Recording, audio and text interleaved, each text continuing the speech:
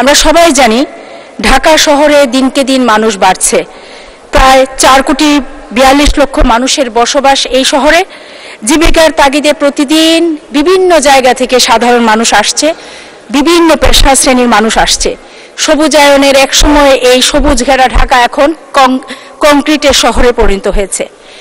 শুধু কি রাজধানী, যদি আমার নির্বাচনী এলাকায়ও দেখি কি হচ্ছে, পাহাড় কাটা হচ্ছে, টপ সয়েল সরিয়ে ফেলা হচ্ছে, গাছ কাটা হচ্ছে, বালু মহালগুলো বালুর ব্যবসা করে তারা এক একজন কোটিপতি হচ্ছে।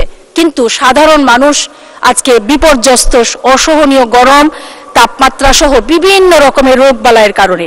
এ থেকে মুক্তি চাই মাননীয় স্পিকার, আর এ থেকে মুক্তির জন্য হিট অ্যাওয়ারনেস এখন খুবই জরুরি।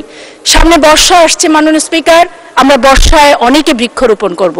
বজ্রপাত নিরোধনে আমাদেরকে কিন্তু প্রাচীনতম সময় আমাদের মুরব্বীরা যেটি করতেন, তাল গাছ লাগানো, প্রচুর পরিমাণে তাল গাছ লাগানোর জন্য আপনার মাধ্যমে আমি মাননীয় মন্ত্রী, পরিবেশ বন ও জলবায়ু মন্ত্রী মহোদয়ের দৃষ্টি আকর্ষণ করছি।